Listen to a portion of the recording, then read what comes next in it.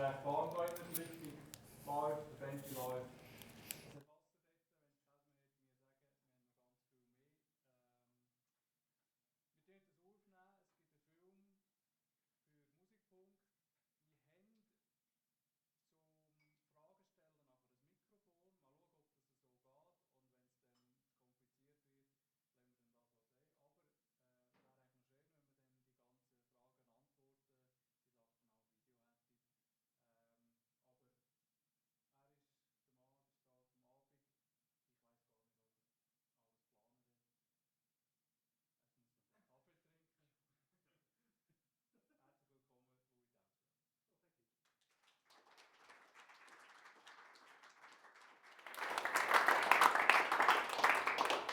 Hello everyone, can you all hear me? Is that all right? If I speak too fast, tell me to slow down. Drinking coffee, so it might get faster. Does everyone here speak English? Good. If you don't, then sorry. Because I ain't going to be speaking German. Although I did learn a bit of German at school, I didn't get very far. Anyway, I'm Louis. I'm a trumpet player in London. Some of you may know me, some of you may not. And I'm here today to basically, I guess, well, to be honest with you, I didn't have a huge amount of knowing what we would do today, but I think maybe we'll just play it by ear. I'll just start talking about some things trumpet related. And if anyone at any point has a question, do not feel afraid to ask. It's absolutely fine. I can talk about anything trumpet related at any point, even if it is completely unrelated to the thing I was currently talking about. But I usually start these things off by just talking a little bit about me, a little bit about how I started, give you guys a bit of a picture about how I got going, and maybe a bit about the scene in London.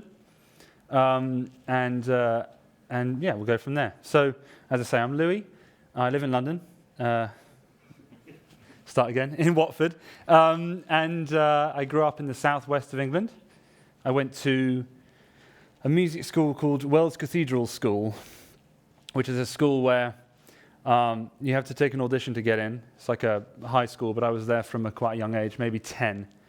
And you take an audition to get in, and if you pass the audition and they like you, they give you some money off your school fees, and then you can go and basically practice a lot.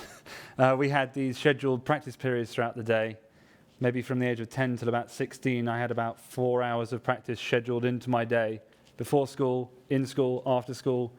It didn't stop. But they had these practice rooms with these supervisors going around, making sure that everybody was practicing. It was quite disciplined like that. But it was a fantastic education. I got amazing opportunities there. So that was in the southwest of England, in a place called Wells, or Somerset, as they like to say at the locals. And then I moved over to a school where I live now in Watford called the Purcell School, which is a very, very small school of about 180 kids, all musicians, all weird and crazy. I met a lot of friends there and played in the orchestra there and things like that, and started basically playing with some people in London at that time. It's only about 15 miles away from London, that school, so you could take the train into town and you'd start meeting people before you knew it. And London's a bit of a melting pot, really, because once you get to meet someone at maybe a rehearsal band, you then end up doing another rehearsal band, and then before you know it, you've met lots of different people, and then they're recommending you for different things. And it's quite easy like that, London, because there's just so many people together. And so many different styles of music and so many different opportunities that, there are lots of stepping stones that you can climb towards, whatever your particular goal may be. I've had in the past, I've done clinics in places in the US where the closest town, the closest major city might be somewhere like Chicago. And in whatever town I'm in, some of the kids have asked me, like, how do you, get people in your band to play with you? And it's, for me, it's maybe a weird question to be asked, because in London it's just there's so many people there. It's a bit different now with COVID, but pretend that didn't happen. 2020 didn't exist. Anyway, pre-COVID, it's just so many people around, and you just end up meeting them, and everyone is very friendly, and we all get on really well, and people just wanted to play for the band, and it just worked out the way that it did. So it's been a pretty cool few years getting to this point, and just trying to figure out the trumpet now from a more technical point of view and make sure that I can explain it to all of you guys in the best way I can. We've obviously got lots of different age groups here, so I don't know how much playing we'll get to today. I don't know, it's difficult with, everyone, but maybe we'll do something at the end or something. Either way, I'll definitely play at some point. You've already heard me with my amazing mic test. But I'll get around to some playing at some point. But I just want to basically, now you've got a bit of an idea of how I sort of got to this position, I'll talk to you a little bit more about the trumpet, and maybe some of the things that I think are most important, and some of the questions that I usually get asked. And if you want me to go into detail, or more detail, about any of these subjects, just raise your hand and say, more detail please, or something along those lines. And I'll try and assist. Anyway, the first little thing, or little myth that I want to talk about that I think is super important, is that I believe that air is overrated. A lot of people they talk about air a lot, and they stress about it, and they get sort of uptight about air. They think that it's the be-all and end-all. It is clearly an important thing on the trumpet, air. It's the thing that goes through it in the end. But at the same time, air is overrated. It is not as important as people make it out to be. How we use the air is more important, not how much of the air we use. And what environment we give the air to make the sound we want is also more important. And that's something that I think gets forgotten. This whole system that we use... Why am I holding this coffee? Hang on.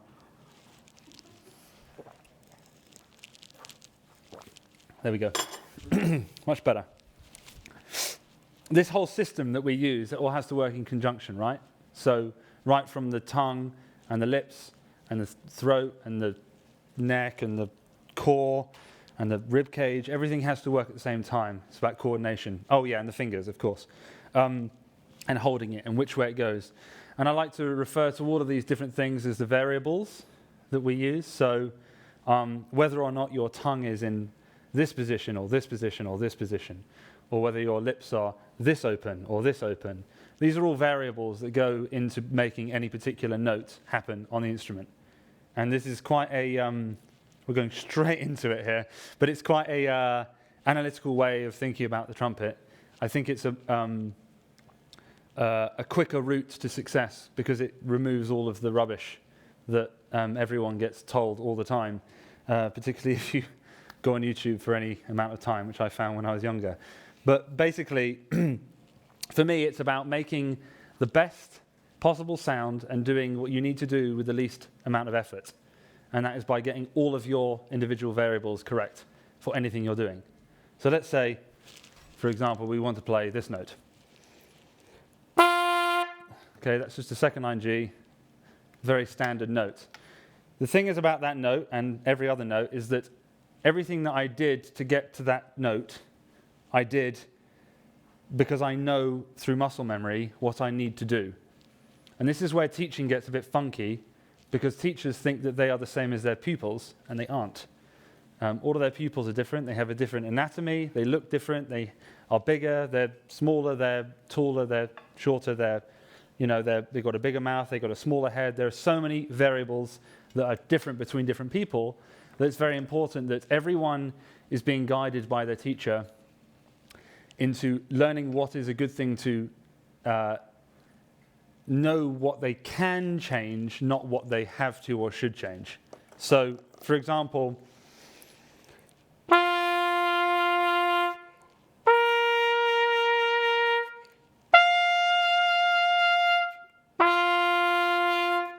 all of those notes, and this will go into the upper register as well, it's exactly the same principle. All of those notes happen because my lips are vibrating at that frequency. That's literally all there is to it, nothing else. It's quite straightforward. If I can make my lips vibrate that many times a second, and it's the hertz, isn't it? I'm not sure. A440, here you go. My lips are vibrating at 440 times a second. That is a fact. And it's the same for all of you. Whenever you play that note, your lips will be vibrating at 440 times a second. Now, how do we get that to happen every single time? Well, we have to make sure that all of our variables are correct. And it can be anything. It can be how much air is used. It can be where your tongue is. It's things I've just mentioned before. But it's very, very important that we get them correct every single time so that we never, ever miss these notes. It's so, how many times have you been dehydrated on a gig and you're wondering why you can't play properly, or it's because you haven't drunk enough water? That's a variable. And these are all the things to make you a more consistent player. You've got to think about all of these things as individual things that you have thought about. Sounds weird, but it's what it is. It's not really important what I'm doing to make that second line G play that particular frequency. But it's really important that you know what you're doing to make that second line G have that frequency. And it's very important that if any of you have any teachers, or you are teachers yourselves, you know that what your pupil is doing, they are achieving the same result, but it may be that the variables are slightly different.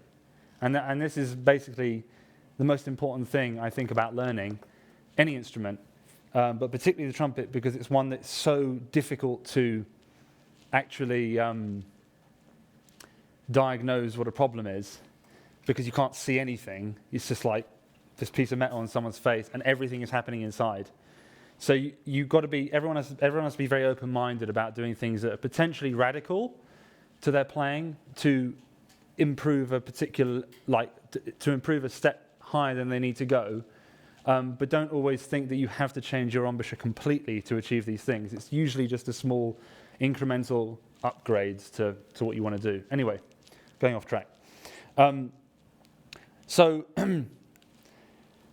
let's go back to a frequency. If I want to play a particular frequency, I need to get my lips to vibrate at a certain speed, which is usually, if we look on I like to do it on, the spectrum analyzer things where you look at like a waveform. This is incredibly geeky now, but it's definitely a good way of looking at it. If the waveform is close, if every single peak and trough of the waveform is close together, you're going to end up with a higher note. And if it's wider apart, like a radio signal, it's going to be a lower note, right? And then the taller the frequency, the higher the amplitude, which is the louder the note. And we can sort of explain that with the aperture of the trumpet.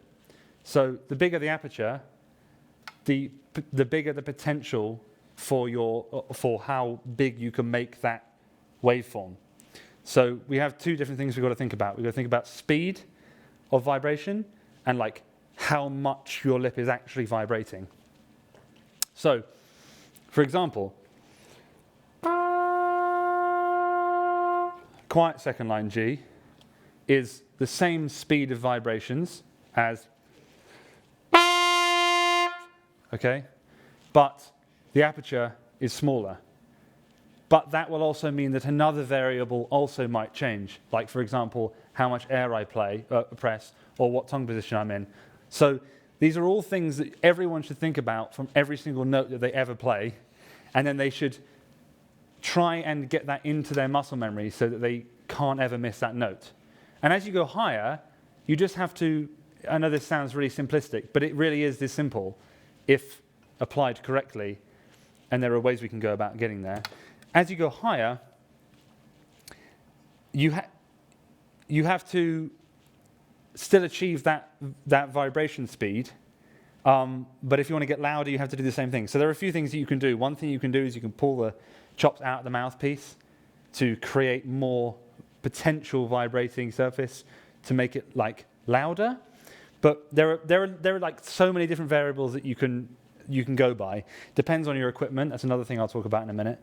But focusing more on variables. I'll give you a couple of examples that might happen to me that maybe you can think about. So something that happens with me, and this won't be the case for all of you, but it might help some of you, but it will also give you an idea of what you can think about in your own playing. When I go higher, I tend to pull the horn down a bit. Okay, that's a variable that happens. We've all seen people that pivot a lot. You know, the reason they do that is because it creates a better environment for their air to create a particular vibration or frequency. So for me, as I go higher, the horn comes down just ever so slightly. Used to be more, less now. Probably because my jaw's bigger now because I'm older. But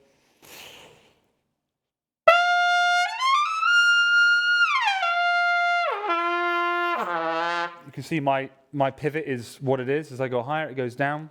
Now, that's happening for a variety of reasons, but that might be the case for you. For some of you, it'll be the opposite. For 3 A's, which I'll go into in a minute, you'll do the opposite. As you go higher, the horn will feel like it's pushing into the top lip, and that's because your aperture is more at the bottom of the cup of the mouthpiece, and the hose pipe effect of squeezing is happening at the bottom of the cup rather than the top of the cup. I'll get into that in a minute. Okay, slow down. So that's one variable for me. It would be pulling the horn down. Another thing that's happening when I go higher is I'm saying E. So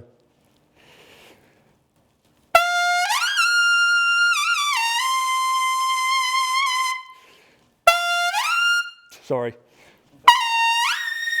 Okay, so as I go higher, I'm just putting the horn down and going E. Now, there's obviously other things happening there, and I'm skipping up harmonics.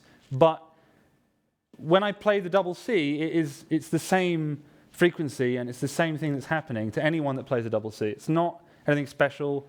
It's not easier for me because I'm able to cheat on the frequency. It's the same thing that's happening, but I'm just trying to figure out the most efficient way of playing it. And as I said at the beginning, it will be different for everyone what makes it efficient.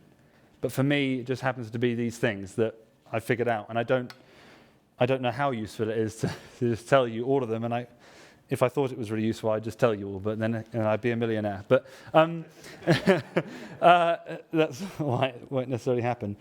Another way of putting this is that I believe that playing in the upper register on the trumpet is more of a discovery, or you discover the upper register more than you work towards it. It's not like weightlifting. It's like figuring out your form if you're weightlifting, almost. It's not a great analogy. But anyone can do it as long as they get the variables refined enough so that they're playing efficiently enough that it comes out in that particular way. And you'll probably go away from this workshop, masterclass, clinic, whatever it may be, thinking, well, and now I've got loads to think about, but I'm not necessarily any closer to achieving that.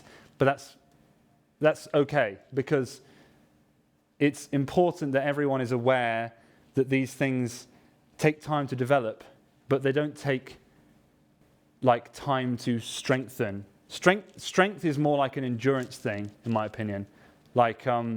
Here's a variable. If I'm playing for a long time, I might find that anchoring my mouth in a particular way when I put the mouthpiece on my face means that I don't need to use muscles here to keep it in position. I can just cheat effectively and put the mouthpiece put it on my face in a particular way so that the majority of the actual physical labor is done because I put it on in a particular way. One way of thinking about that, this is not helpful necessarily, but it's just a way of thinking about it, would be if I did something like that, this sounds rubbish, that's not the point. But I changed all my variables and I achieved a frequency, even though it sounded bad, of a higher note by doing something that was clearly weird, but I know that I'm going to get that result if I do that. Sort of weird. I hope I'm making sense. But where was I going with this? I was definitely going somewhere. It's really important, basically, that everyone is aware that they're going to have different experiences as they try these trial and errors. For me, there was blood, there was all sorts of horrible things that happened to me when I was trying to get these things right, but you discover it. And every day you have like a light bulb moment where you get closer and closer and closer. If you're approaching it this way, it's a very systematic approach. Did I approach it this way? Maybe, maybe not, I'm not sure. Did I get lucky? Maybe. But at the same time, I don't think it's any different for anyone, really. And some people can do it when they're 18, and some people figure it out when they're 45, and they only figure it out later because they had that light bulb moment. Or they've been told by a teacher for so many years that they had to do something a particular way. The reality is you don't. Like, you can play with the trumpet like this if you want. If you get the results, that's just fine. But if it's hurting, then clearly there's a variable that you need to adjust or make a change, right? So it's just common sense, really. Can I ask you something? Please. To break the ice. Yeah, it's fine. I'm still on my discovery for the operator. But I always found strange, why do we have so few people in Europe playing really operator like you, like Tofanelli, versus the US? In the United States, you have so many guys hitting double high C's, left, front, center. It's nothing special there. Do you think it's really the schooling system that is quite different, or do you believe it's much more this technical approach? So we're all bad teachers, basically, in Europe. If it's so easy, you say. I'm not yet 45, so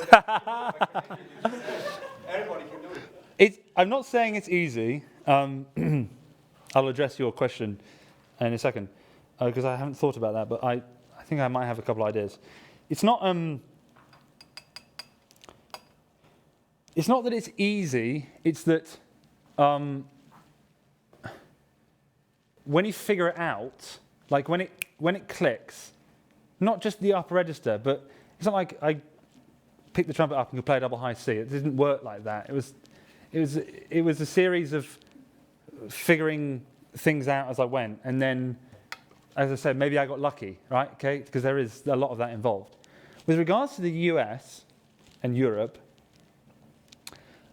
certainly a cultural thing, definitely. There aren't any classical players in the US that are playing in the upper register any different than they are over here. So let's just totally remove them, any classical players from the equation. And let's just focus on like commercial playing, not even jazz. The work in particularly the west coast of the US is much more geared towards people that require those skills, or at least has been over time tailored to that. And there are tons of players in London that can play in the upper register. I'm not going to speak for Europe because it's quite a big place. But if what you're saying is what you found as to be the case, then maybe it's a cultural thing. Maybe it's that it has never needed to be something that people in some places have needed to excel at. So, for example, let's go back to 1960-ish with a great lead trumpet player called Conrad Gozzo. Anyone that doesn't know who Conrad Gozzo was, he's a fantastic lead trumpet player who used to play lead trumpet for Frank Sinatra. He is the guy that you'll hear with the biggest sound in the world. It's like a tank. But he didn't have the best range in the world. I mean, he had range. Like I'm not going to put a letter on it, but he had range. But that wasn't like what you thought about when you thought of Conrad. But like sitting down in the 50s, down the section would be Maynard Ferguson when he was 16, 17, 18. And then also with Duke Ellington's band, like you'd have Cat Anderson. And Bub Brisbois was another in that period of time. And all these players had silly range. So what may have happened is that some of the arrangers may have utilized range for some of these freaks, effectively. They may have written arrangements that meant that they could have these people play. I know Stan Kenton did a lot of that with Maynard. And then there was almost like a cultural shift towards wanting to be able to play in that register and actually needing to be able to play in that register to be part of these bands. And they had these touring bands we think about someone like Alan Mazzuti, who's got fantastic range, you know, but he's not like a lead trumpet player in the same. You wouldn't put him in necessarily the same bracket of players you would some of the other high note players. I wouldn't like to speak for Alan, but I don't know. He certainly can play high, but he played for Woody Herman's band, right? And Woody utilised Alan in a way that Alan was Alan, and all these players had pieces written for them. But then what happens is that these players leave these bands, and the pieces still need to be played. So someone else has to come and take over the reins. That's happened in London as well, to an extent, because the work is there for that to need to happen. Like, you know, Derek Watkins, for example, he's, you know, unfortunately no longer with us, but he left a legacy of loads and loads of players who are all aspiring to be him, you know. And when it's all around you and you realize that that is what you need to have, then more people, I think, go towards that goal. There are also lots of people in the US.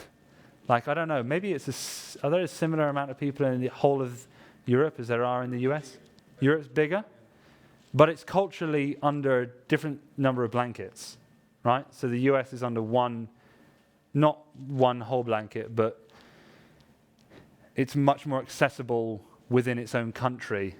So if you are from Texas and you want to go to Los Angeles, that's like the distance between probably, I don't know, somewhere like Estonia and Ireland or something like that. You know, seems crazy culturally, different-wise. You're going to have massively different musical things. Whereas the high school system over there, they'll bring everyone up the same way they bring everyone up. And then when you finish, it's the best players in those places that end up going to LA or New York or Nashville. So you're going to only end up with the creme de la creme of the US in these places. And then everyone has to hand these work. I mean, like when Wayne stops playing, which hopefully isn't too soon, Wayne Bergeron that is, you know, someone over there is going to have to take on all the things he did because the arrangers are going to expect it. People are still going to write exactly the same because they've heard Wayne. So everyone has to evolve, and that's how music changes over time. And it's why we don't play with as much vibrato as we used to. It's why we don't, because we have things like microphones to help carry the sound. It's also musically more appropriate now to play with less vibrato. It's why most big band tunes are now written higher than they ever used to be. You know, they used to be, you didn't used to get anything over a high D, particularly in something like Glenn Miller's orchestra. So music's evolved over time, and I think in the US, because the music originated there, there's more of a push towards that. But that's an interesting question. I never really thought about that, but I just talked myself into an answer. So hopefully it was useful. But yeah, I mean, all these things are related as well. Like, it's not only about high notes.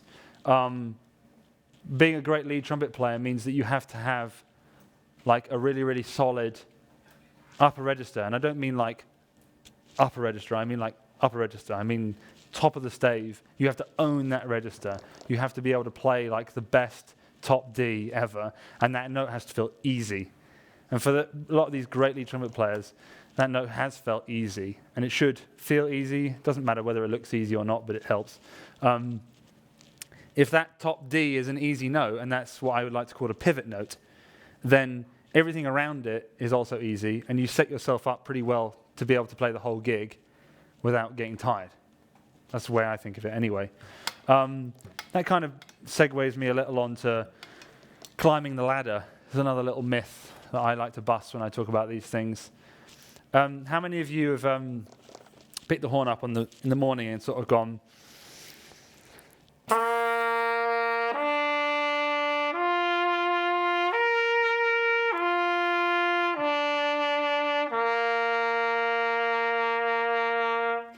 you know, or something like that, you know, starting on a low C.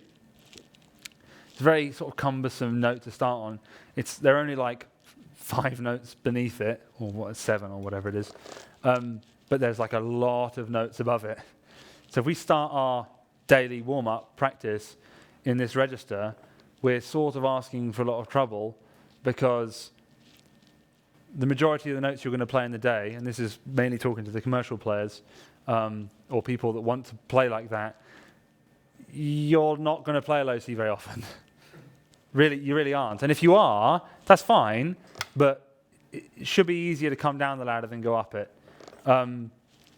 I mean, for example, I can't play, honestly, like a low C with a nice sound, and then play the same, like a double C with a nice sound, all on the same setting, because it's not, I don't consider that to be like the same environment for the air to sort of work well in. Like, it's not going to sound good, this, but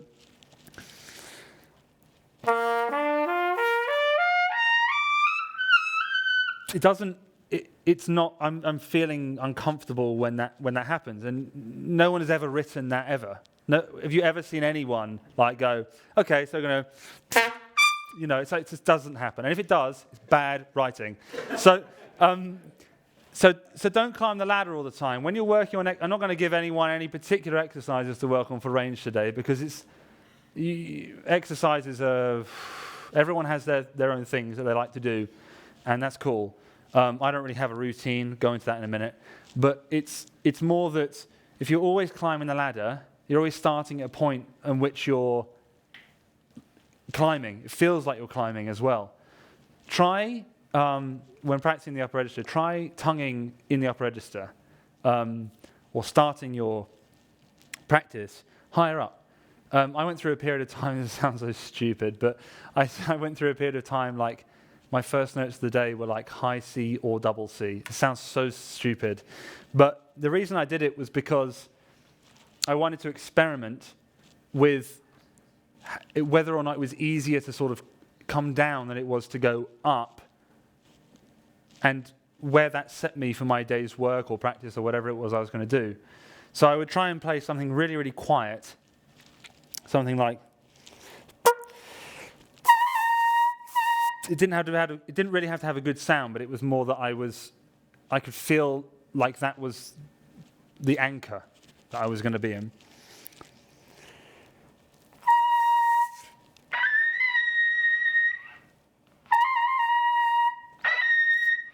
And I could get the right face shape, and then just put air over the chops.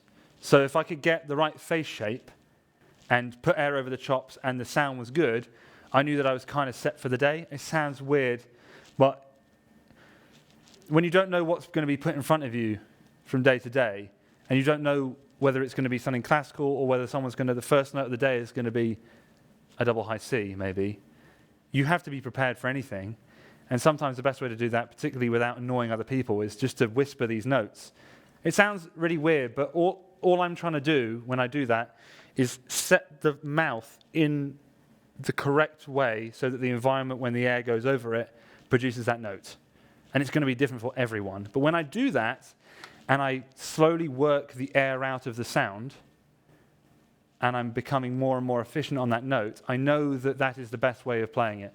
So it won't sound good to start with, as I'm about to show, but hopefully by the time I've locked it in, you'll be able to hear in the way I'm changing very small variables that I get there. And I haven't done this for ages, but it should work.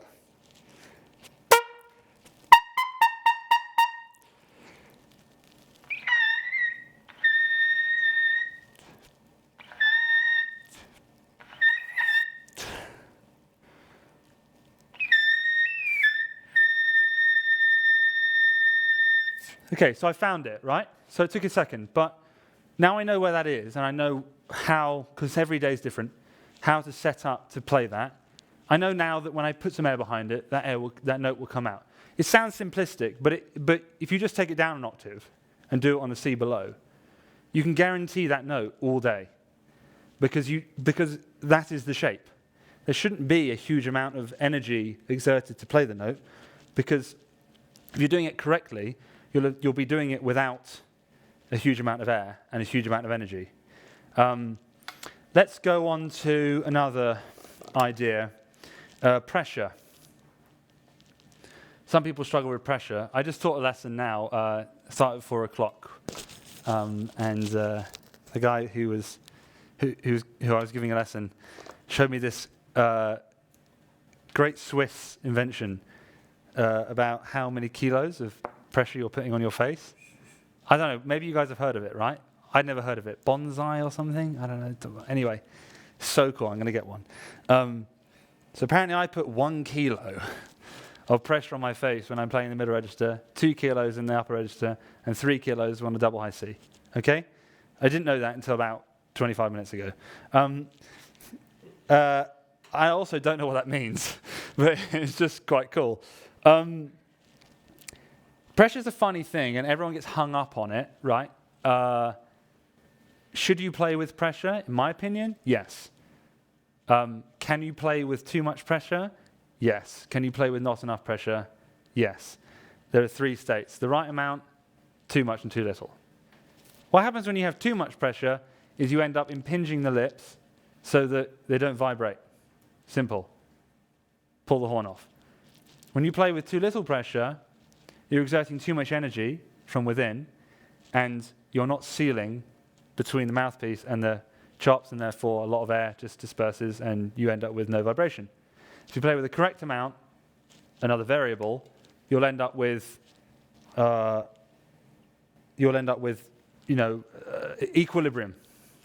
The equivalent energy going out as being applied. Okay, this is really important. It's like a bike pump. You guys ever try to use a handheld bike pump and only push to one end of it? Just, it doesn't do anything, or it doesn't do anything. So you have to push them at the same time, right? Otherwise the air won't come out. It's the same thing. If you're only applying pressure and you're not exerting energy, you'll end up with a lack of equilibrium, if that's the phrase. And if you're blowing too much or you're exerting too much energy and you're not sealing correctly, you end up with the same problem. Use your common sense. And if it feels like there's too much pressure being applied, try taking some off. It's just a variable, and it's a variable that you can change very easily. You can't change the shape of your lips very easily, so that will be a little bit more difficult. But these are all, again, go back to variables. They're all things that we can control, and they're all things that we should try and control, and they're all things that we should try and change on a daily to increase our efficiency every day.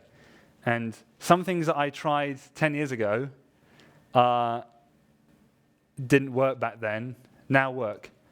And some things that used to work 10 years ago don't work now, because it's a constantly evolving process, particularly when you get to a certain level where even the smallest, to increase your ability or your efficiency by only 1% after a certain point requires a lot more work than it would have done when you were just starting out, right?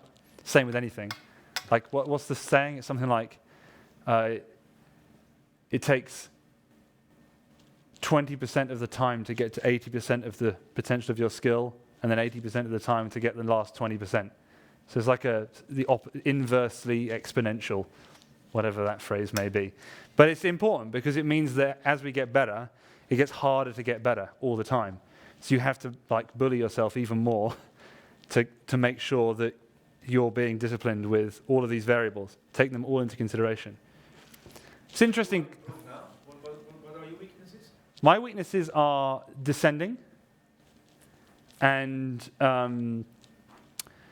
linking registers and K-tonguing in the upper register, which is a totally useless skill anyway. But it can be important when you've got to play something like, I don't know if you can imagine Star Wars or something, something like that, but you do it out of the octave, something like that. Sometimes the K-tongue, I lose compression, and I notice the note drop off. So I have to think about some variables like making sure that my tongue is going into my bottom teeth. It won't be the same for you though. This is the problem. And it's the most honest answer to what everyone's problem on the instrument is. I don't use corners, for example, at all. I mean, I do, but not for strength. I can prove that by like playing with no corners. And I don't recommend this, it's not good, but I think it proves a point that some people rely 100% on corners, and that's fine. That's fine. I don't.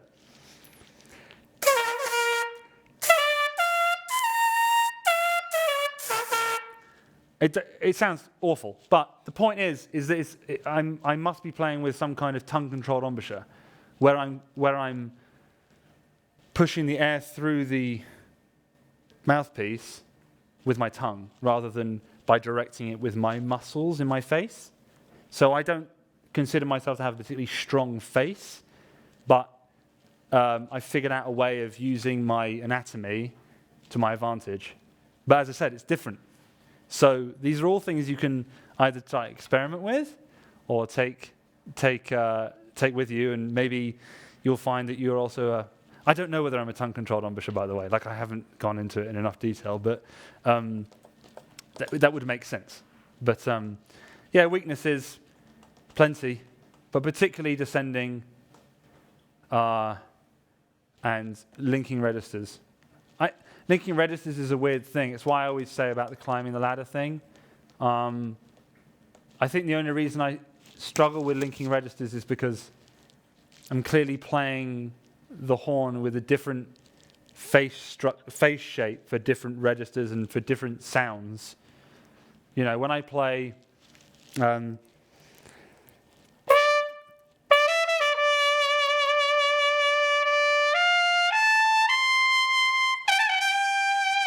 something like that, it's a totally different setup to when I'm playing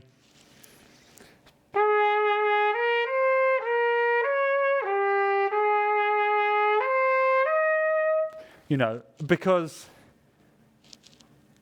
I hear the music, I hear the concept, and then my muscle memory just takes me to whatever it is that I need to play. But then going between those things is really hard, because you allow your muscle memory to go too far into one. Is anyone coming to the concert on Saturday? Yeah? You come to the concert on Saturday, we're playing a few things I've not played before, and we're playing some things I've played tons of, and we're playing one thing, Harry James, which I haven't played in a long time, but it's suitable for a brass band environment, and that's a very different piece to the other things we're doing.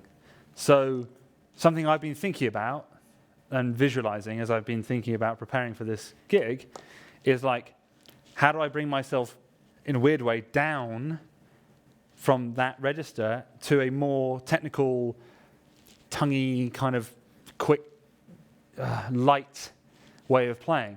And this is what it's all about, trying to be as versatile as possible. They tend to be the harder things to do. If the whole gig was just Harry James, it would be easier, right? But it's not. So there's some of the problems that arise. But yeah, it's interesting. Shall I go into another area, or does anyone have anything that they want to ask? Or should I just keep rambling about trumpet? Keep going? Cool. So another myth that I like to bust. We could talk a little bit about musical concept, because I think it's always important, particularly for some of the younger guys. When I was a kid, YouTube was just pretty much starting out properly.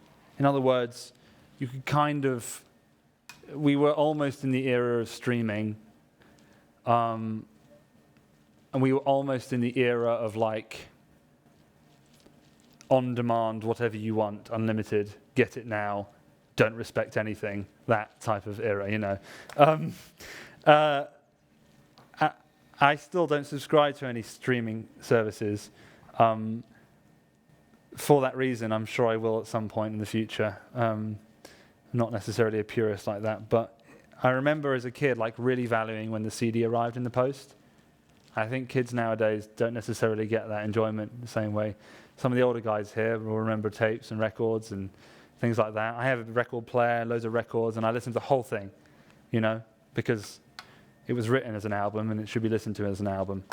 But if we go back to concept,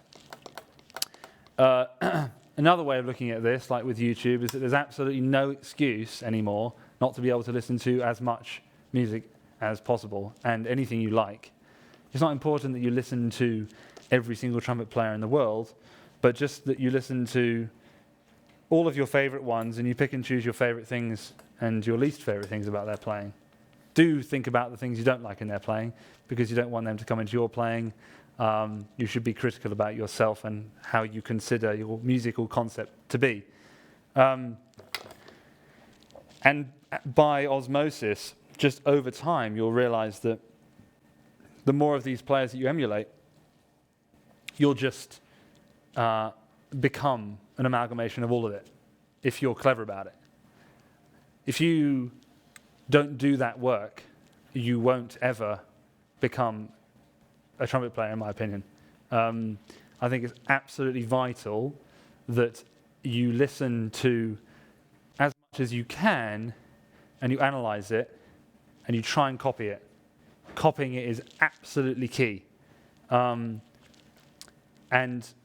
when I say copy it, I mean like really copy it, every single little nuance. Because you'll realize that you can play, you'll realize that there are more ways of playing the trumpet than you originally thought, and they'll slowly kind of feed themselves into your own playing. And it's something that I think should be taught a lot is, every single week, if you're a teacher here, I don't know if there are any teachers here, maybe give your students like 5 links every week for them to listen to, and tell them to listen to each of them 5 times in a row, even if it's like a 30-second clip of a video. Because I used to just sit up all night till like 5 in the morning listening to videos of Wayne Bergeron. That's so sad. But I really did, and I just wanted to be Wayne. And I even did things in my playing where, instead of playing like this, I pushed the horn up. Whether that was good, no idea, but it was another variable, just another thing that I changed. It certainly forced me to play in a slightly different way, which I think maybe helped. Also, I went into smaller equipment. That's another, we'll talk about that in a minute. But, just listen, and really drive down the exact type of trumpet player you want to be. Because I know a lot of players that have just sort of gone through school and then college, and they just play what their teachers tell them to play, and they do the grades, or they do this, and that's all great to get to a certain point. If you want to then get from there to being a proper pro, there has to be a reason why someone's going to call you, and it can't just be because you're a great generic trumpet player. There's usually a reason why you'll get a call for something. It can hinder you in some ways because you get pigeonholed, but at the same time, I always see it as versatility as being this big pyramid where you have your main skill or the thing that you're most well known for at the top of the pyramid, and then everything else that you see sort of drapes under this blanket of skills, and under that, the next 3 things under that should be another 3 techniques or styles that you've absolutely got down, and then inevitably there's going to be some things that you're not quite so good at but you're working on. And this can be proven by the fact that there's no trumpet player in the world that is perfect at everything. I guarantee you won't be able to name one of them, because there just isn't. Because everyone has grown up conceptualizing the trumpet in a different way. And that's super important, because otherwise it would be very boring that everyone sounded the same. But lean into that as well. When I was a kid, I got quite a lot of, you'll burn out by the time you're 21, you won't be able to play, you're going to hurt yourself, you should be playing classical music, and I love classical music, and that conversation actually stopped me playing it and made me rebel even more, and I just kept playing along with all the Arturo Sandoval things and the big fat band play-alongs and those things. I just found myself doing way more of that, and I'm so glad that I did, because that really helped. But I would always encourage anyone just to lean into whatever it is that they love, and then hope that they can make a living on that, because it's looking quite difficult at the moment.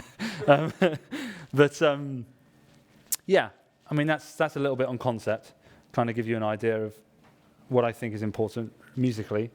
If at any point you want to ask a question about any of the previous topics I've been talking about, feel free. Maybe we can move on to equipment, because this is a thing I think is massively important, and I'm not a gearhead, but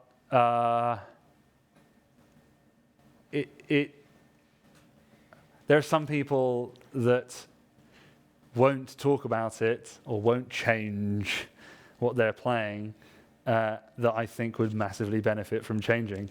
Hello, Yamaha. Thank you very much for looking after me. I appreciate it. I play Yamaha. Yeah. Yamaha are a great company. They make, in my opinion, the best quality trumpets in the world. The metal they use, the way that they're made, the consistency, I just think they're the best. Doesn't matter which one you pick up, it's always great. This one's the best though. Yeah, I'm just the biggest fan. And they've been fantastic company for me. Start off with that little caveat. And now I'll be honest. No, they're absolutely fantastic. But they're not the only trumpets out there. Everyone should try lots of them. You've got facilities here. I don't know what it is like COVID-y at the moment, but whatever you can. Try different horns out. Try and find one that suits you. Try and ignore whether or not it's big or small. I thought that, because this is a Bergeron, 8335 LAS. I used to play this when I was 16, and then I stopped playing it. Moved on to a Bobby Shoe, and then went to Bach for a bit, and then went back to Bobby Shoe, loads of stuff. And I'm back on this exact same one, not the exact same trumpet, but the silver version of the Bergeron. And it's, everyone kept saying, oh, it's such a big trumpet. And that put me off for years, trying it again. I just thought, because I'm quite one of these sort of small is better, efficiency is key, much better than because bigger doesn't usually mean bigger. People fall into this trap as well. They think that I've got this big horn that's going to give me a big sound. It's yeah, maybe, or you're too weak to play it. It's it depends on who you are. I'm more of the kind of if you can make a small horn sound big, because remember back in the 60s or so, most of the horns were way smaller than the ones we play today. If you can make a small horn sound big, you're clearly doing something right. If you need a big horn to make a big sound, then you're not the most efficient player, in my opinion. But I don't know. Everyone says this is really big. I don't know what they're talking about. Maybe it is big. Doesn't feel big though. Very good engineering. I've played smaller horns. I've played Bachs for about 5 years, and they were very good, but they didn't have the flexibility that this gives me. This horn in particular, or any of the Yamahas I've had, the Shoe, the 6335 RC, and this, they've given me ways of playing phrases that I didn't think I could, or they've allowed me to play exactly what I wanted to play, whether it being bending into a note a particular way, or how falling sounds. I think I'm not stuck just to one way of playing. With these, I can think about different ways of playing, and it allows me to do that. So that is one thing I would say about these. It's a personal thing. I shouldn't say this, but it might not be the same for you. I just go try loads of different things out. Enjoy spending lots of money. But there's the horn, and then there's the mouthpiece, and I think the mouthpiece is 10 times more important than the horn. And I only figured this out when I went to Gary Radke up in GR in Wisconsin last January. Not the one just gone, but the one before. And we developed this mouthpiece. I'm not here to sell you mouthpiece, so don't I don't have any left anyway. But this mouthpiece is a custom-made suit for me. And not many people get that treatment, and I'm very, very lucky to have been offered the opportunity to work with Gary. He's insanely analytical and knowledgeable, fantastic machine man. and he knows how to measure things that you didn't think were possible to measure. We spent like a whole day measuring me like a suit and taking like 9 mouthpieces and doing these big tests where he would like grade them. It was pretty weird. 1, very good, excellent, bad, you know. We go through these, like, none of it was high. He's just got these really rigid, specific exercises that you play that focus on very key elements in your playing, like what your potential volume is,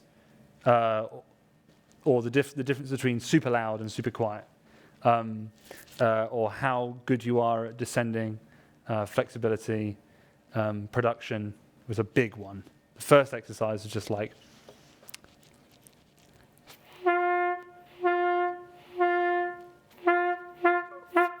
just how fast the note responds. And like, honestly, we had these 9 mouthpieces, and 5 of them, it was like, far, and he just went, bin that, just immediately, like, no. So that was like a no-go straight away.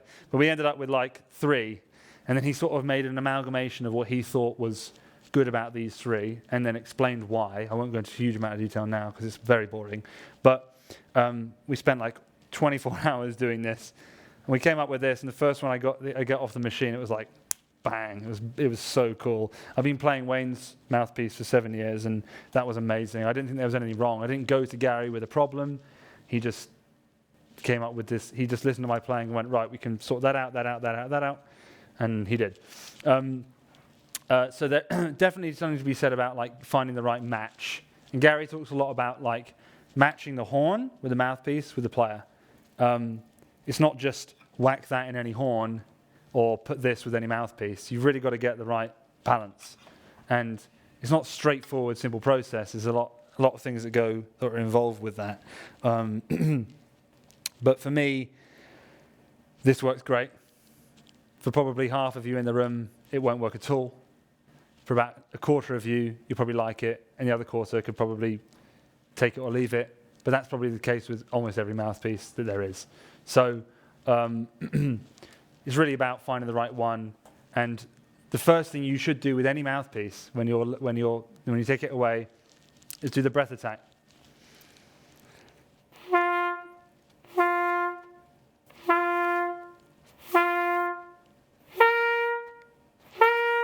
If the second the air goes over the chops, they vibrate, it's a good mouthpiece. Because I don't care whether you can play really high on it or you can play really low on it. I mean, who wants to do that? But it's more important that you get bang for your buck. Because every single note you ever play has to start with production. And if that production is difficult, then it's like already difficult before you've done anything else. So even if it's high, even if you can play a really good high D, like cool, but you're already working harder than you would have done if you were playing a mouthpiece that you know you can breath attack a second line G with. And any note, just check it. Just check the breath attack for the response. Same thing could be said with the horn. I've played lots of horns that take a second to resonate. And for me, that's no good. I need something that just goes. Because every bit of energy, every little tiny ounce of energy you put into the horn, you want that to convert into sound. You don't want it to convert into excess material vibrating for no reason or air. You don't want that. You want to get rid of all the air in your sound. You want to get rid of all those things. You want it to be pure, clear, and you get that from a good match, bit of practice, and getting all your variables correct. That's basically like my concept as a whole. It's not there's no method. There's no magic way of doing it. It's a bit of trial and error. It's a bit of sort of figuring out,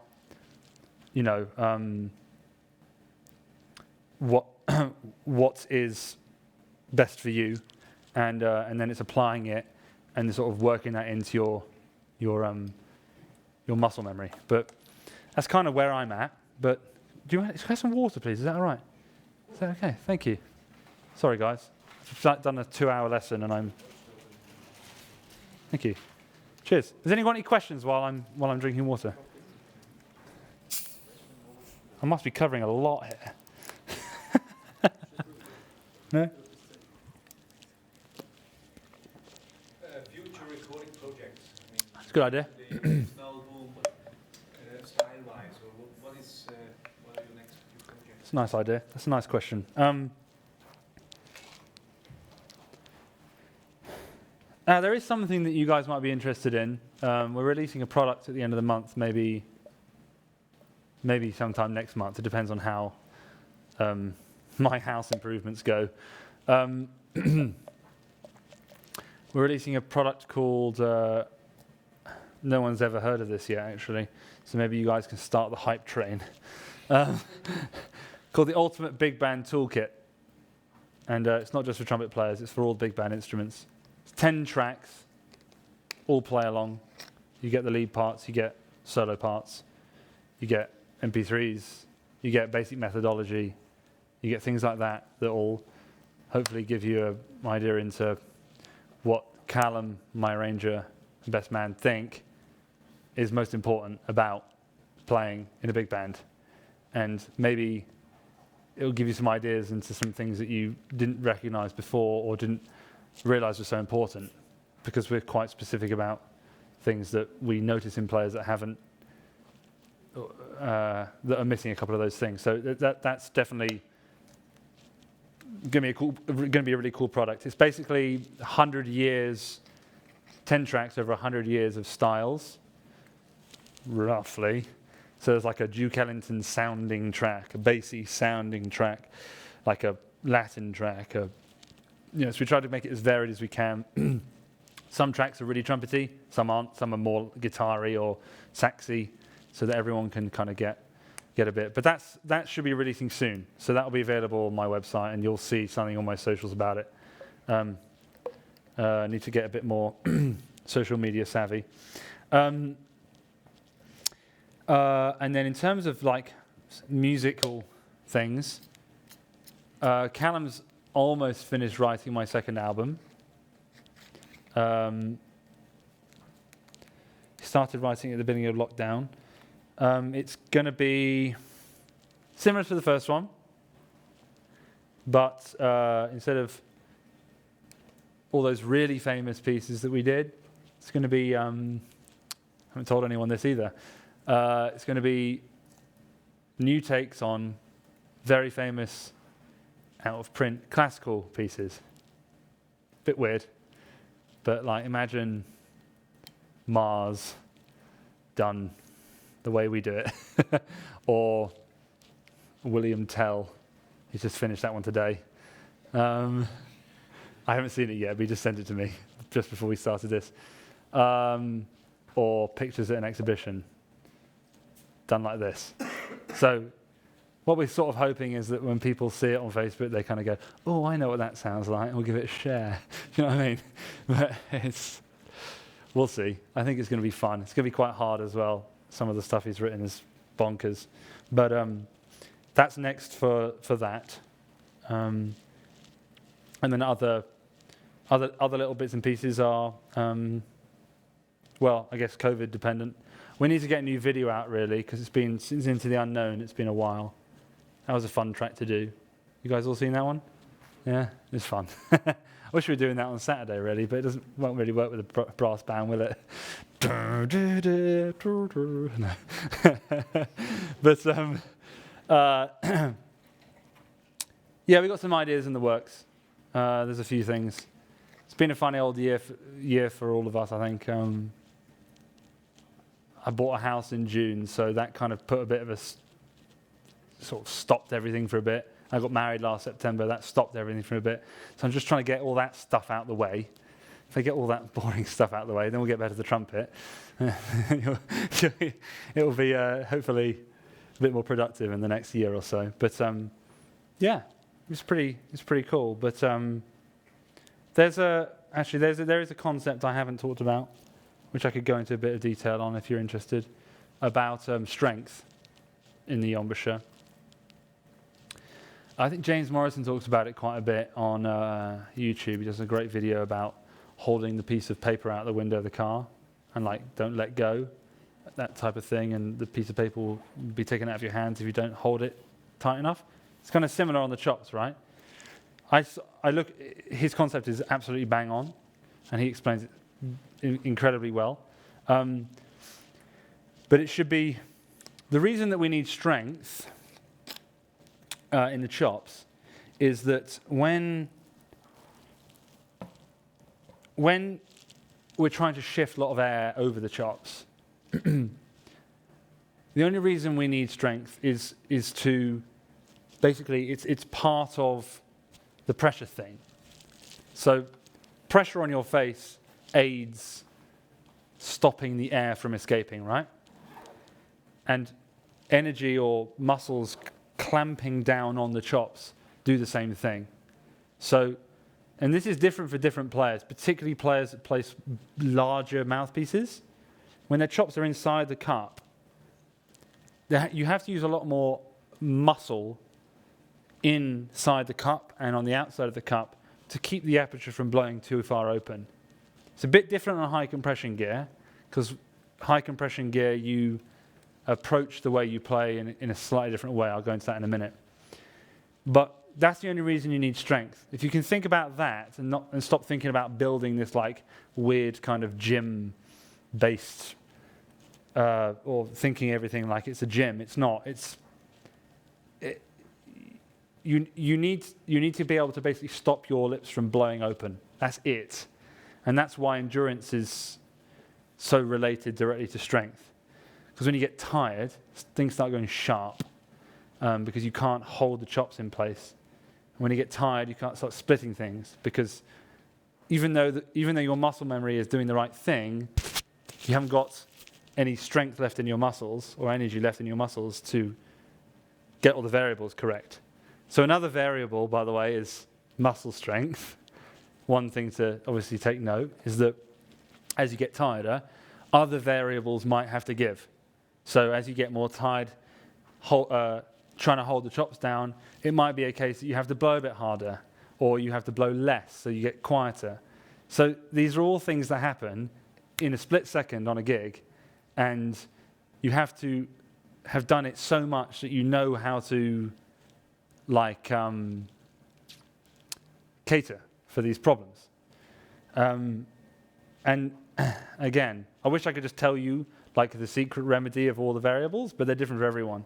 So these are all things that you should definitely be aware of, but how you use them will be basically key.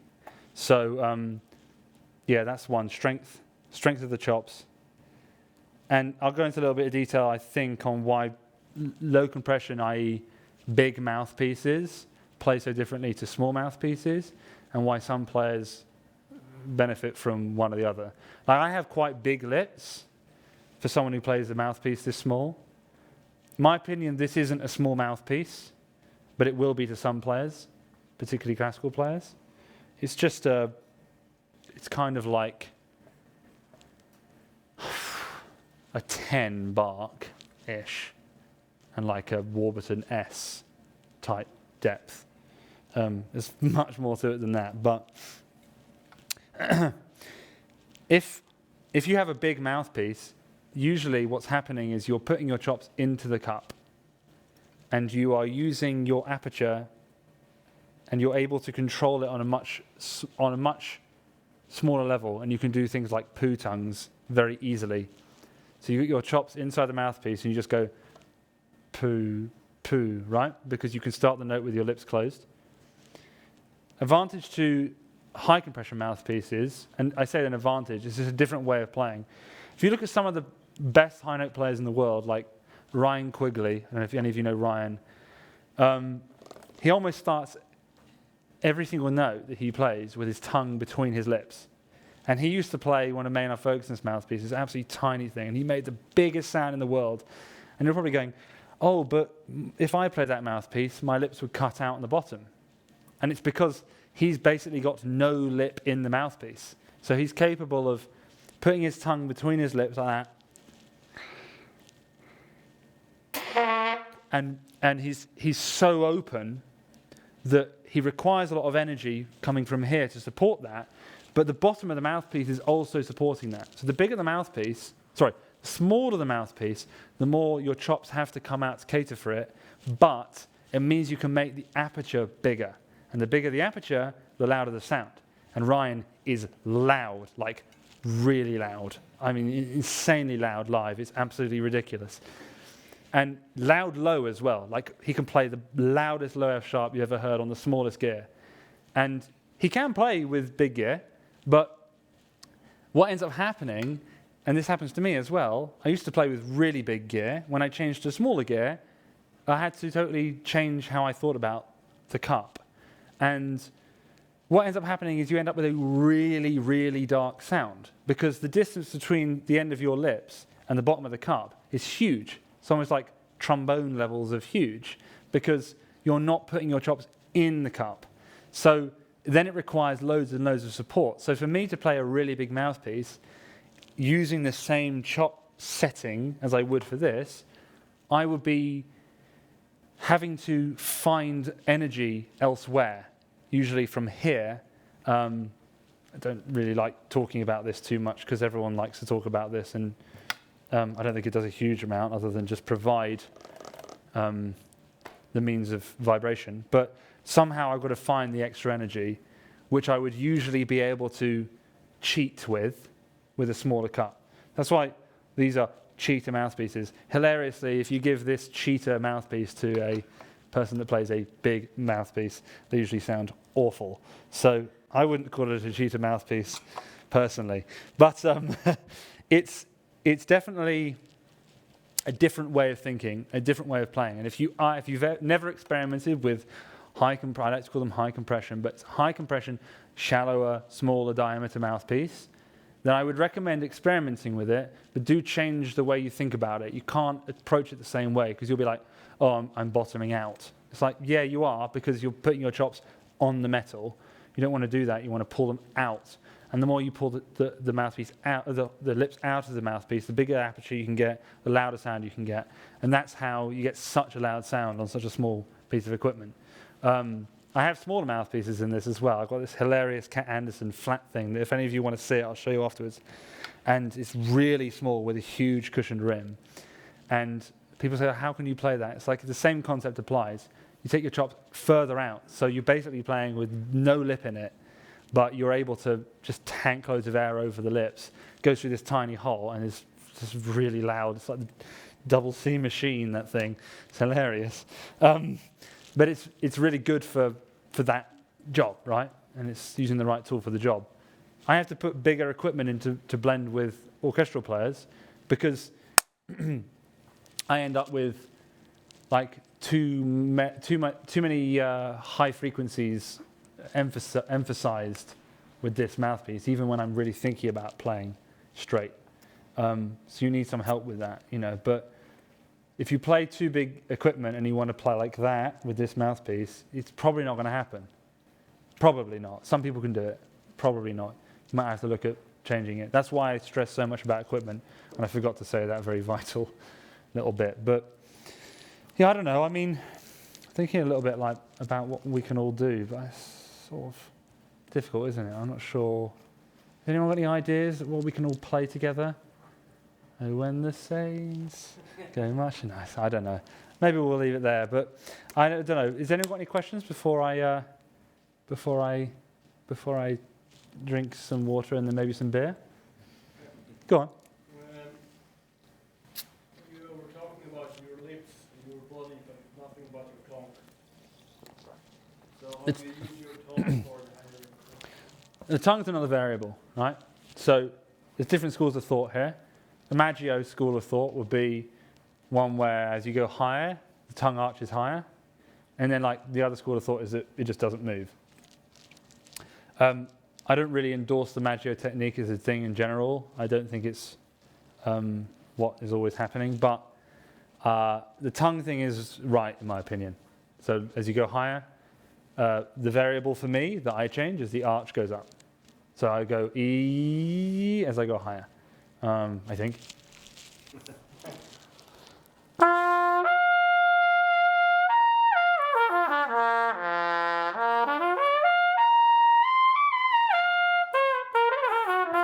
Yeah, goes up.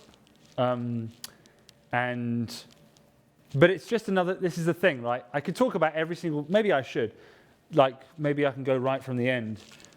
All the variables that are involved in making any particular thing, because I've talked about variables enough today. So you've got the instrument itself. And there are loads of variables in that. I won't go into that too much. You've got the mouthpiece is another variable. You've got the temperature. You've got the humidity. You've got how sweaty you are. You've got how much water you've consumed. You've got how much food you've consumed. You've got how inebriated. No. You've got how swollen your lips are. You've got how chapped your lips are.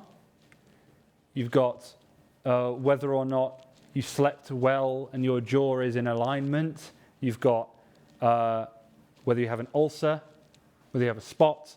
You have whether you're... These are all things that can go wrong, right? But they can also be honed into the correct way. So if you have a spot on your top lip, like, you're going to have to find another variable to help you out with that.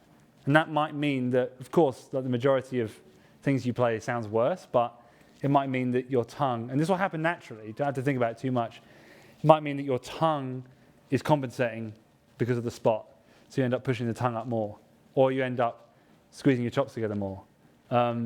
You've got the aperture size, you've got your end of your tongue where it rests, you've got where you tongue. Like here's an example of changing a variable, right? So where I tongue.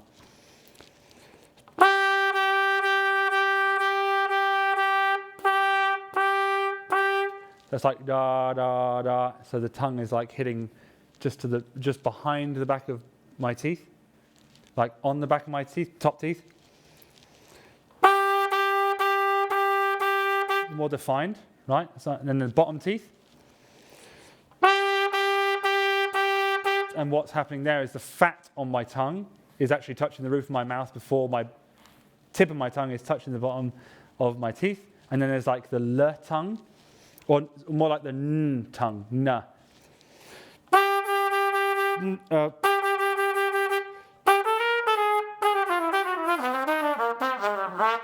Or the doodle tongue. So there's like, when people say, where do you tongue? It's like, well, it depends on what I'm playing. You know, I might tongue totally different place. And then I have to change another variable to allow me to then continue playing in a particular way. But I'm not thinking about these things on the go. I've already thought about them. And I'm not even thinking about them when I've thought about them. But I know I'm aware of them. And you have to be aware of all of them. And you have to just think about all the little individual things that make up playing a particular thing. You know, as we go, there's definitely, there's another whole thing that I like talking about. Just wondering, what time is it and whether I can get through it? Just about. It won't take 40 minutes, don't worry. Something I talk about a lot in lessons, something I notice a lot about in playing, or players, is that, is this okay, by the way, sound-wise? Because I keep moving my microphone, it keeps getting stuck in my beard. Are you okay? Cool. Good. Don't want to eat it. It's going to put it in my mouth in a minute. It's like connecting notes. Sounds like a really simple, boring conversation, but it's super important. And I'm going to talk about this. I'm probably going to do a tutorial series on YouTube when I get round to it, or something along those lines, where we delve into the absolute detail of all these subjects. Once I've finished writing it all out as a script form. Otherwise, you'll just hear me rambling like I am today. But connecting notes is super important. And lots of people I've heard play aren't doing it the right way. First thing to say is that there are three ways of connecting notes, or three ways of stopping notes. There's starting and stopping a note. That's all there is to it. When you play repeated notes, you're just doing that process over and over again. Okay, every single note is started and stopped. Obviously. You guys heard of tongue stopping? Where you stop the note with the tongue? It's usually frowned upon. It's actually the most efficient way of stopping the note because it doesn't rely on you doing anything with your airstream. So,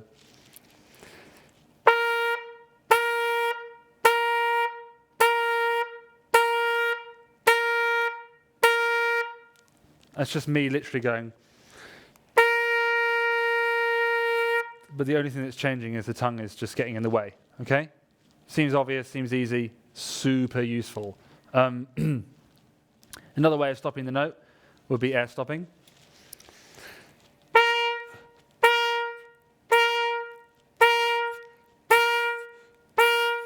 As you can hear, it's got a nicer decay to the end of the note, but it probably looks more inefficient as well. My body's moving a lot more, having to put energy into every note I play. It's not efficient, but has musical reasons. And then there's throat stopping, which no one should do, and I see people doing it, and they don't know they're doing it. And they're doing it because they're not capable of stopping the note with the air, but they're trying to finish a note off beautifully. So they'll go,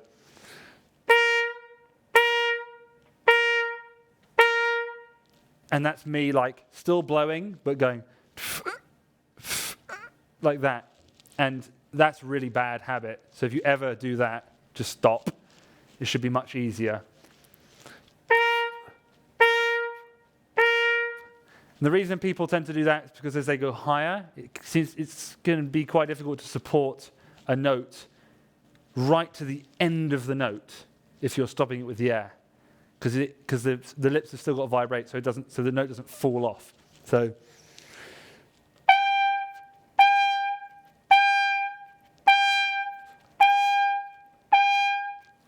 sometimes you notice that at the end of each note they went a little bit sharper because as I put less air through the instrument, I compensate with a different variable, which is usually my lips, and then the note goes a bit higher. So someone would maybe try and throat stop that. Anyway.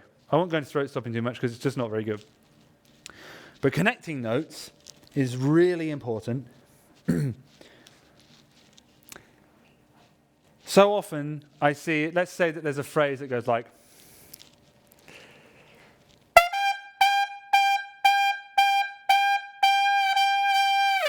something like that. I don't know. Just loads of crotchets over and over and over again. Forever. But you can play those A's like that, you can play like this.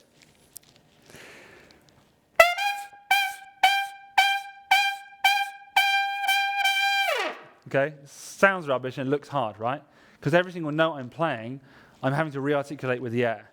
And because the notes, because there's like gaps between the notes, your initial reaction is to look at every note individually and to play every single one with a new like frame, like a new attack from the whole body.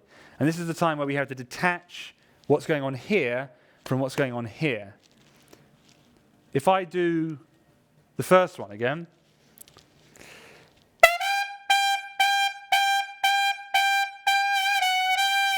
something like that, it's all I'm doing is this, if I don't use the tongue. Oh, sorry.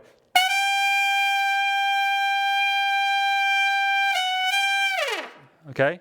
The only thing that changes between that and the first time you heard it was the tongue gets in the way. That's it. Nothing else.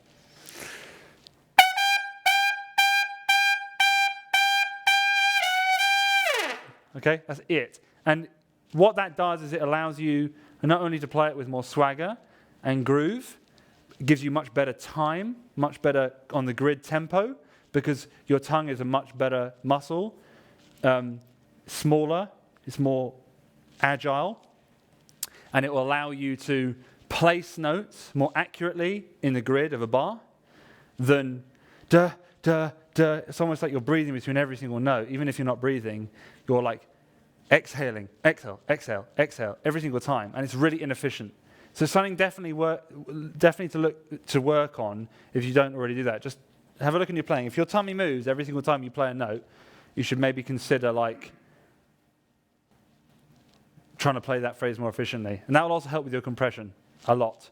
Like the top D thing.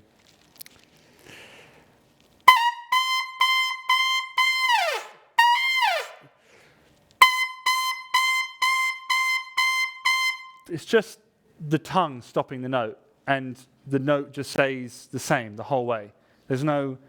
It reduces your risk of splitting the note by almost 100%.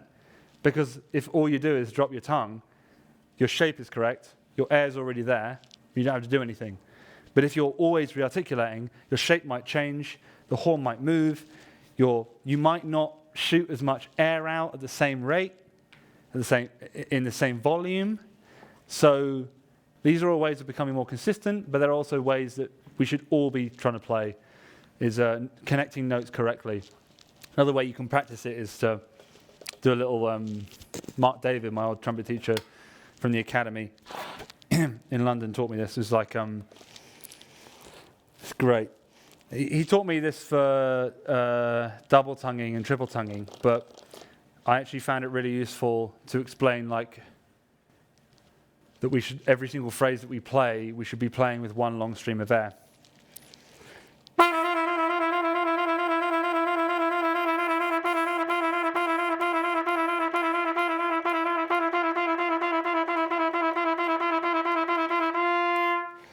So it's just one long stream of air, but all I've done is broken the phrase up with the tongue.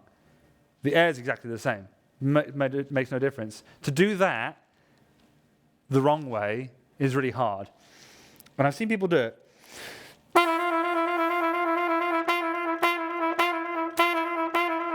You have to stop and start, and it's inefficient.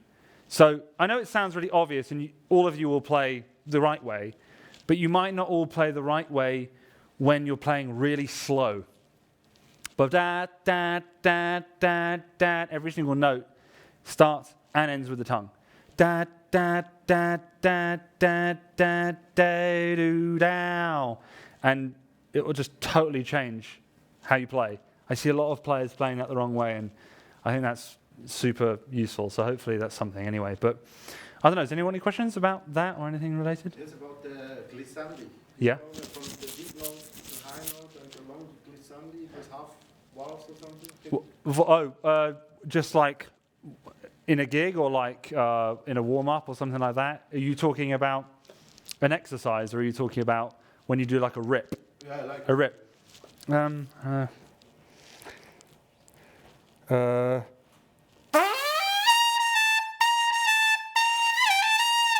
That sort of thing, yeah?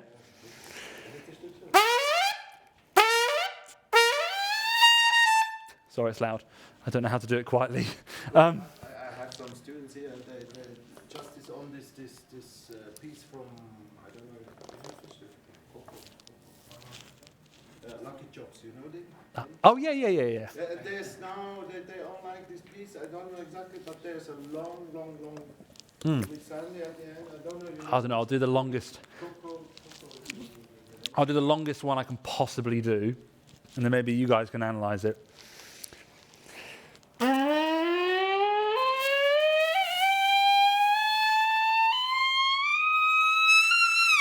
I don't know, something like that. Weird. But that's a half valve run, right? That's half valve. It's literally put the valve down halfway, blow, hope. I don't have anything else to say.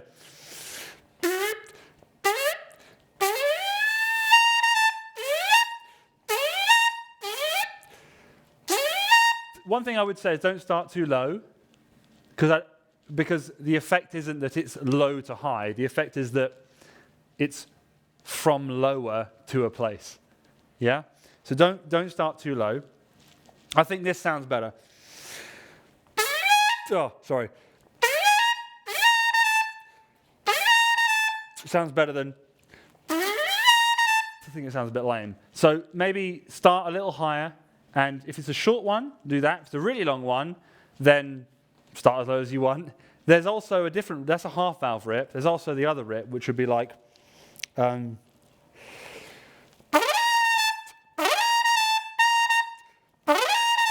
which is more like just a flourish of the valves, or you can even do it without. You know, so that's just using the partials, the harmonics as you go up, just whipping into it. It's quite. I've always found those quite difficult, actually, particularly if they're in the low. It's quite difficult when you start the longest you did just before. Yeah. With the deep note, and then to go to this high, and it's connecting the fingers and the... Yeah, well, particularly connecting the registers. Yeah, I find that hard. I do. Can you do this long again? It's crazy.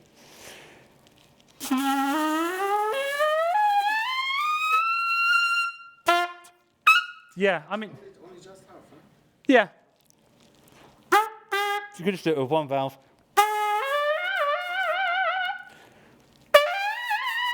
Actually, sometimes I hear Wayne doing this in his warm-up.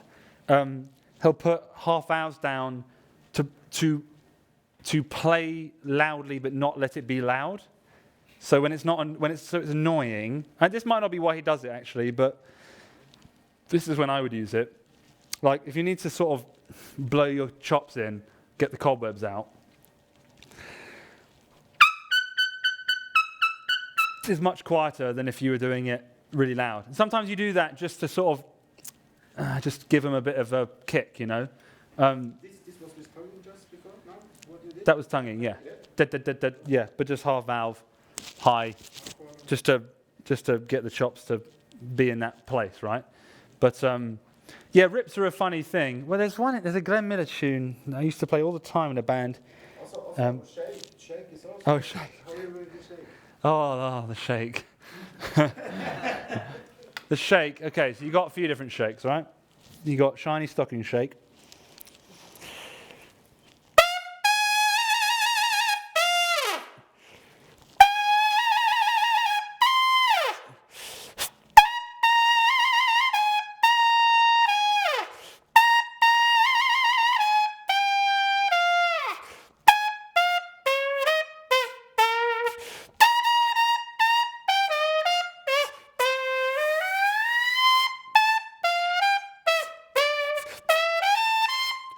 So you have that shake, and then you have, sorry, I don't want to kill you all in the front row, so I'm just playing the floor. So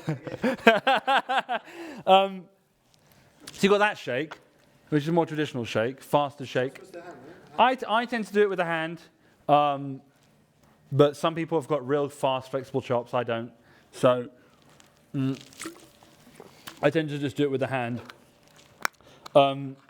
It sounds better as well to me. If I try and do that with just my chops,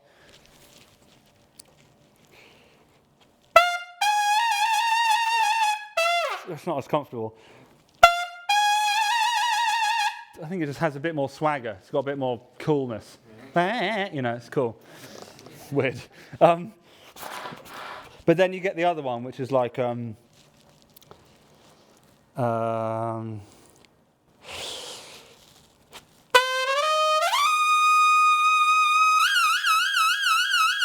one, which is a bit more exciting. I don't know how I learned that one. That was like, just put all valves down so you get more partials. So you're hitting more partials so you can get a smoother rip, right? And then aim for a note. It doesn't matter what note it is. I have no idea what note I was playing, but just aim for a note and then keep hitting that note. And just, for me, all I have to do, it's weird, I just pull the horn down a bit and just do that. That's the variable that changes, right? Because I set up correctly for the shake. And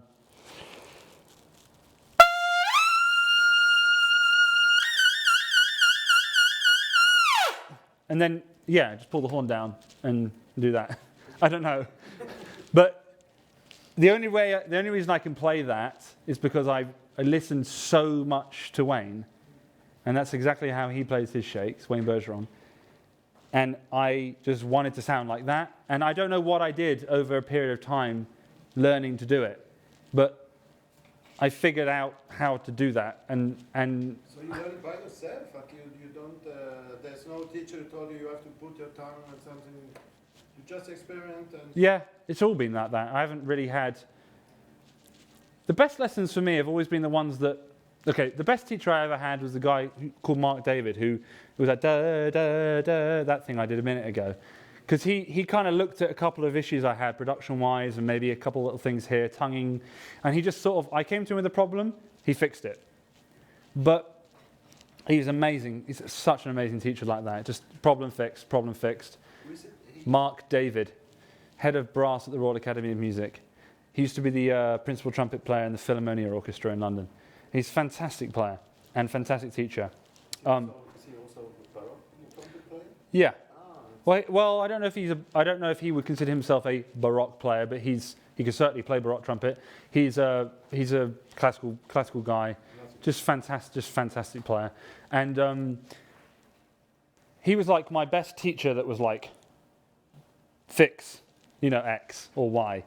It was great like that. But the other teachers I've had that have been the best ones have been the ones that have just like opened my eye up to a way of maybe, like has alerted me to one of these variables I've been talking about, one of these things that might need to change, and offered me a way of maybe making playing a little easier. Like, honestly, some of the lessons I had with Wayne Bergeron when I was over there in LA, it's literally I'm playing a note and I can't get the next semitone out. Not because I can go higher, but I can't get the next semitone.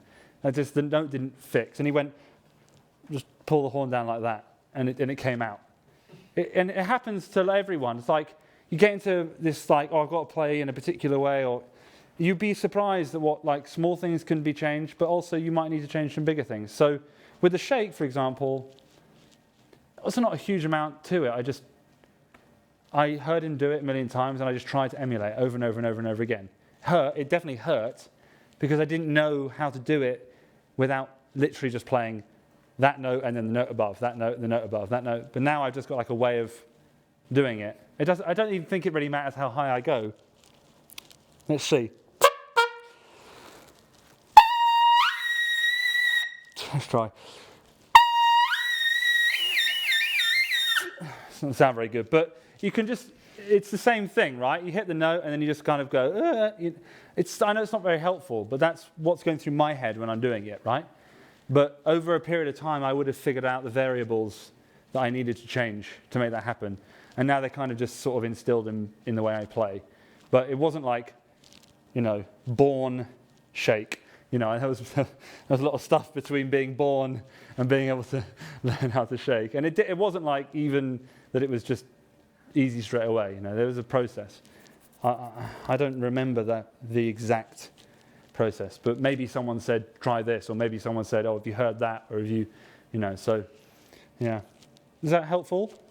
Yes, but by the I have a question for the glissandi. It's you are also going with your tongue together. Yes. And then you but the same pressure, or you are going more with pressure in. You go higher. More pressure. More pressure. But vitally, more pressure this way as well. Yeah. So the energy is being hit at the same amount. So, as I found out before we just did this thing, if that double C is 3 kilograms of pressure on my face, I have to exert 3 kilograms of energy this way. Otherwise, no double C. But the feeling is more from the bottom, or is also, because I see No. when it's on the whole body now goes to Yeah. If anyone's coming to the gig on Saturday, I'll probably be a little bit more, all this kind of, I'll do a bit more of that. It gets me in the mood as well. I get on stage and I'm like, hey, and then I sort of move around a bit. It's a bit different when I'm in, like, just playing in a room and trying not to hurt all your ears, But when I get on stage, I'll be a little bit more illustrious, I think. But I was talking about this in the lesson, like, I don't do a lot of like big sort of breathing technique things, but I think when I get on stage and the adrenaline kicks in, that I breathe more anyway, and you can't risk it at that point. You just got to go for it. So you're just like, okay, here we go, and that's what you got to do. But nothing deep, nothing low, nothing ever feels like I'm pushing from here ever. It's always just below my rib cage. If anything, it's just here.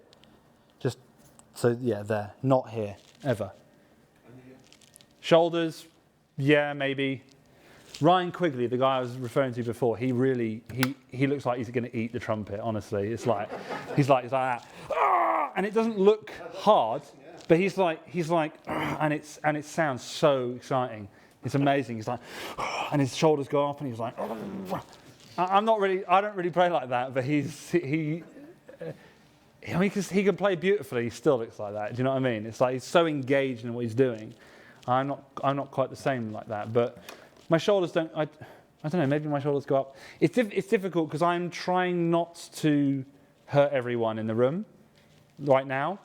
So I'm probably playing a bit more sort of looking a little more kind of introverted. So that I wouldn't take too much on what I'm doing today from a body standpoint of view. Like if I'm playing a quiet double C, it sounds so lame, but if I'm doing that thing I did at the beginning where I'm playing a really quiet one, I actually tend to lean over when I do it. I do it sat down usually, play into the floor. 2 reasons. 1, doesn't annoy anyone, well, it annoys fewer people. And 2, it reduces the area in which the compression needs to take place. So if you lean over, I'm not saying you should always play like this, but for this particular experiment, a variable I've changed is that when I lean over, the compression is only taking place in the smallest amount of space, which is I only really want the compression to work here during that exercise. But when I'm playing on stage and I've got to make things happen that, you know, sometimes I haven't had enough water or I didn't sleep very well it still needs to happen. Like I've got to pull everything out of the bag. And if that means jumping up in the air and then playing a note, then that's what I have to do. You know what I mean? It's hard like that, you know. But yeah, never too low. Don't push them that deep because you end up with hernias and all sorts of things. It's no good, you know. It's not good. Try and push from here. And I don't know. I've got this weird bulge here. I don't know whether it's like muscle or beer, but it's something there that's, you know, that I feel engaging when I'm playing. Nothing really too deep. So, but yeah, is that helpful? Good. Yeah. Anyone else got any questions? What is the hardest note for you to play? Hardest note? Or the note you struggle the most with? Probably in the middle register. It doesn't matter. I'll give you 2 answers. Middle register, probably like an F. That one. Don't know why. Just sometimes it's annoying. It's just right. It can be on my. If I'm playing in a particular way, it's either too low for a high setting or a bit too kind of uncomfortable. So I always I overcompensate, and it's probably the one I miss the most. I like the note, but only when things are right for me. Right? It used to be A above that when I was a kid. I used to hate that note, but I love it now. It's great because once you kind of gain the right strength to play that note properly and you own it, you can sit on the bottom of that note. When I was a kid, I could only play that note like that sort of thing. But now I can play the bottom side of the note, and it feels really big, even though it's not a particularly big note on the horn. And then in the upper register, E flat is pretty horrible. Like, I really don't like E flat, but no one does. And then it's either B flat or B above that, just below the double C. It depends. Depends on how I'm approaching it. So B flat.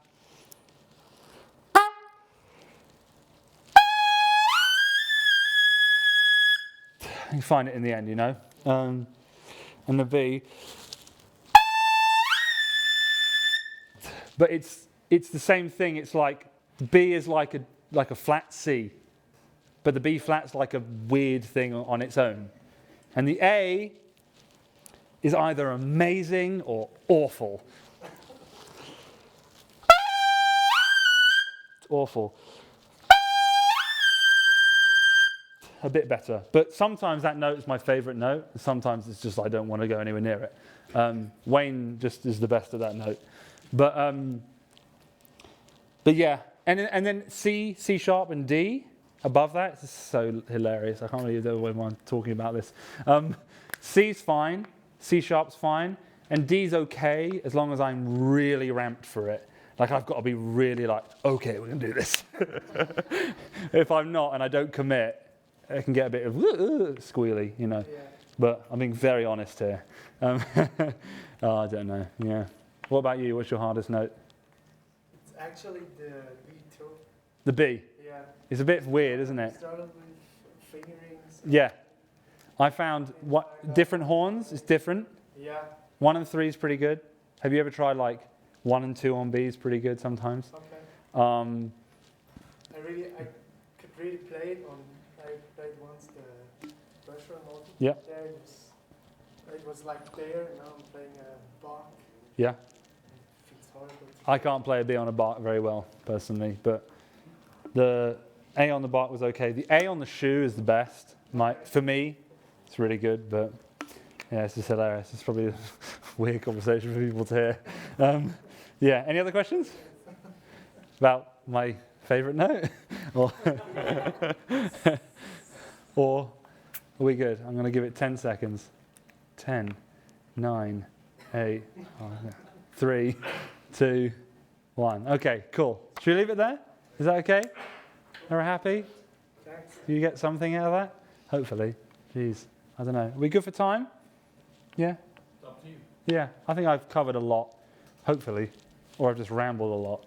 But either way, hopefully you can take something away, even if it is just the word variables.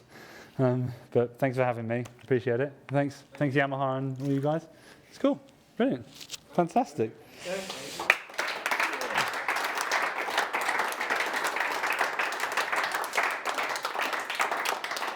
Go to D mic. Would you like to take my mic?